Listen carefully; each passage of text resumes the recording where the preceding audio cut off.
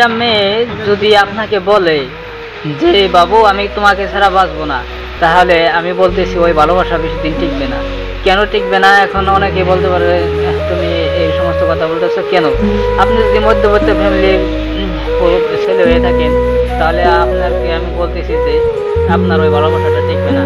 কেননা মেয়েটার বান্ধবী আছে অনেক বড় লোকের সাথে, বড় বড় পোলাদের সাথে লাইন মারে।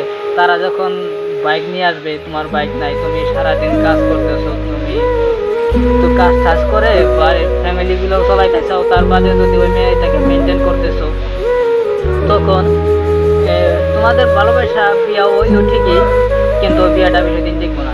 কেন টিকবো না? যখন তোমার ওই গার্লফ্রেন্ডের বান্ধবীরা যখন বড় বড় ছেলেদের সাথে রেস্টুরেন্টে ঘুরবে, আর বড় ভালো বাইকে ঘুরবে, গাড়িতে ঘুরবে, জায়গায় জায়গায় শহরে ঘুরবে, তখন তোমার ওই ওয়াইফে বলবে বলবে তোমাকেও বলবে বলবে যে আমার বান্ধবীরা অমুক জায়গায় যায়, অমুক রেস্টুরেন্টে যায়, ভালো ভালো খাবার খায়, দিলে আমাকে নিয়ে চলো।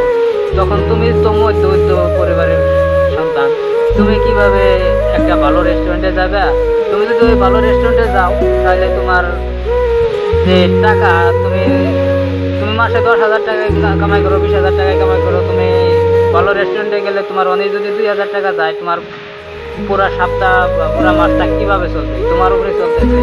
তাই তোমাকে বলতেছি, তখন ওই মেয়েটা কি বলবে? তুমি যখন ওই ভালো রেস্টুরেন্টে নিয়ে খাওয়াইতে পারবে না, তাহলে ভালো ভালো জামা কাপড় দিতে পারবে না, তখন মেয়েটা তোমাকে বলবে তুমি যদি পারবে না তাহলে আমাকে বিয়ে করছিলে কেন? আর তুমি যদি এই ভালো ভালো খাওয়া দাওয়া নাই দিতে পারো, তাহলে আমাকে তুমি এত স্বপ্ন দেখাইছো কেন? এইগুলা বলবে। আর তোমাকে অকর্মা বলবে, নানান কিছু বলবে। তখন দেখবে যে এক পর্যায়ে গেছে যে তোমাদের ঘন ঘন নাড়াই বাজতাইছে, ঘন ঘন ঝগড়া হইতেছে, আর তারপরে তোমাদের ওই ভালোবাসাটা না, ওই বিয়েটা বেশি দিন টিকবে না। তাই বলতেছি ভাই, তুমি এখনই সাইড নাও।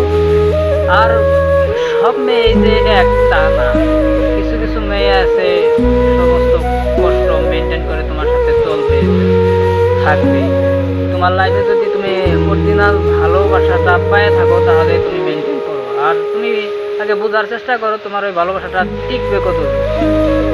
ঠিক আছে, তোমার জন্য এইটুকাই কথা বলতেছি।